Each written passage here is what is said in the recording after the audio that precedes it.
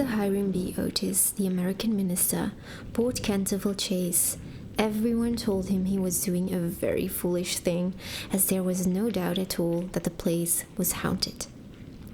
Indeed, Lord Canterville himself, who was a man of the most punctilious honour, had felt it in his duty to mention the fact to Mr. Otis when they came to discuss terms. "We have not cared to live in the place ourselves," said Lord Canterville, "since my grand-aunt, the Dowager Duchess of Bolton, was frightened into a fit, from which she never really recovered, by 2 skeleton hands being placed on her shoulders as she was dressing for dinner.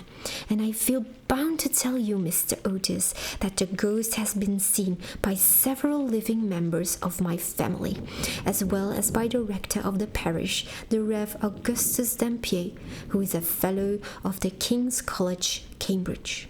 After the unfortunate accident to the Duchess, none of our younger servants would stay with us, and Lady Canterville often got very little sleep at night in consequence of the mysterious noises that came from the corridor and the library."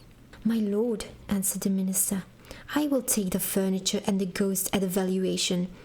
I come from a modern country where we have everything that money can buy, and with all our spry young fellows painting the old world red and carrying off your best actresses and prima donnas, I reckon that if there was such a thing as ghosts in Europe, we'd have it at home in a very short time in one of our public museums, or on the road as a show."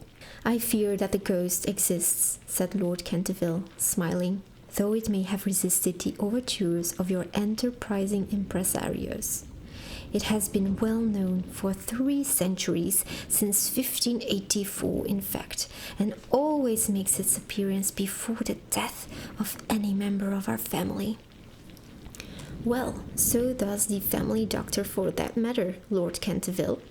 But there is no such a thing, sir, as a ghost, and I guess the laws of nature are not going to be suspended for the British aristocracy." "You are certainly very natural in America," answered Lord Canterville, who did not quite understand Mr. Otis's last observation. "And if you don't mind a ghost in the house, it is all right. Only you must remember, I warned you." A few weeks after this, the purchase was completed, and at the close of the season the minister and his family went down to Canterville Chase. Mrs. Otis, who, as Miss Lucretia Artapan of West 53rd Street, had been a celebrated New York belle, was now a very handsome middle-aged woman with fine eyes and a superb profile. Many American ladies on leaving their native land adopt an appearance of chronic ill health, under the impression that it is a form of European refinement, but Mrs. Otis had never fallen into this error. She had a magnificent constitution and a really wonderful amount of animal spirits. Indeed, in many respects, she was quite English, and was an excellent example of the fact that we have really everything in common with America nowadays, except, of course, language. Her eldest son, christened Washington by his parents in a moment of patriotism, which he never ceased to regret, was a fair-haired, rather good-looking young man, who had qualified himself for American diplomacy by leading the German at the Newport Casino for 3 successive seasons, and even in London was well known as an excellent dancer. Gardenias and the peerage were his only weaknesses. Otherwise, he was extremely sensible.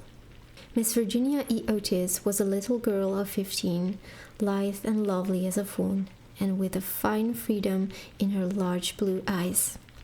She was a wonderful Amazon, and had once raced old Lord Bilton on her pony twice around the park, winning by a length and a half, just in front of Achilles' statue, to the huge delight of the young Duke of Cheshire, who proposed to her on the spot, and was sent back to Eton that very night by his guardians in floods of tears.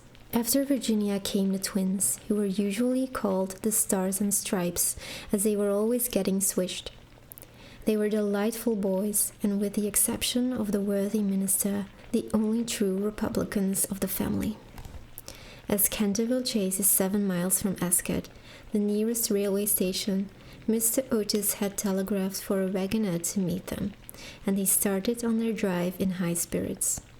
It was a lovely July evening, and the air was delicate with the scent of the pine woods. Now and then they heard a wood pigeon brooding over its own sweet voice, or saw, deep in the rustling fern, the burnished breast of the pheasant.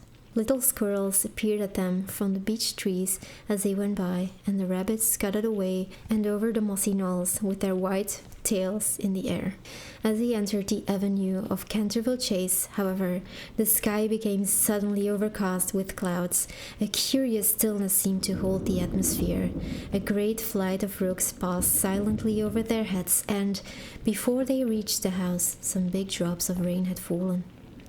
Standing on the steps to receive them was an old woman, neatly dressed in black silk, with a white cap and apron. This was Mrs. Umney, the housekeeper, whom Mrs. Otis, at Lady Canterville's earnest request, had consented to keep on in her former position. She made them each a low curtsy as they alighted, and said in a quaint, old-fashioned manner, "I bid you welcome to Canterville Chase." Following her, they passed through the fine Tudor hall into the library, a long, low room panelled in black oak, at the end of which was a large stained-glass window. Here they found tea laid out for them, and after taking off their wraps, they sat down and began to look around, while Mrs. Umney waited on them. Suddenly, Mrs. Otis caught sight of a dull red stain on the floor just by the fireplace and, quite unconscious of what it really signified, said to Mrs. Umney, "I am afraid something has been spilt there." "Yes, madam," replied the old housekeeper in a low voice. "Blood has been spilt on that spot." "How horrid!" cried Mrs. Otis. "I don't at all care for bloodstains in a sitting room. It must be removed at once." The old woman smiled and answered in the same low, mysterious voice, "It is the blood of Lady Eleanor de Canterville, who was murdered on that very spot by her own husband, Sir Simon de Canterville, in 1575. Sir Simon survived her 9 years and disappeared suddenly under very mysterious circumstances. His body has never been discovered, but his guilty spirit still haunts the chase. The bloodstain has been much admired by tourists and others, and cannot be removed." "That is all nonsense," cried Washington Otis. "Pinkerton's Champion Stain Remover and Paragon Detergent will clean it up in no time." And before the terrified housekeeper could interfere, he had fallen upon his knees and was rapidly scouring the floor with a small stick of what looked like a black cosmetic. In a few moments, no trace of the bloodstain could be seen. "I knew Pinkerton would do it," he exclaimed triumphantly as he looked round at his admiring family. But no sooner had he said these words than a terrible flash of lightning lit up the sombre room. A fearful peal of thunder made them all start to their feet, and Mrs. Umney fainted. "What a monstrous climate," said the American minister calmly as he lit a long cheroot. "I guess the old country is so overpopulated that they have not enough decent weather for everybody. I have always been of opinion that immigration is the only thing for England." "My dear Hiram," cried Mrs. Otis, "what can we do with a woman who faints?" "Charge it to her like breakages," answered the minister. "She won't faint after that." And in a few moments Mrs. Umney certainly came to. There was no doubt, however, that she was extremely upset, and she sternly warned Mr. Otis to beware of some trouble coming to the house.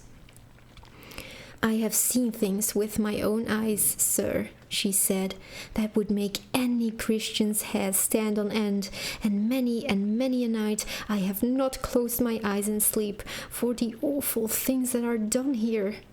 Mr. Otis, however, and his wife warmly assured the honest soul that they were not afraid of ghosts, and, After invoking the blessings of Providence on her new master and mistress and making arrangements for an increase of salary, the old housekeeper tottered off to her own room.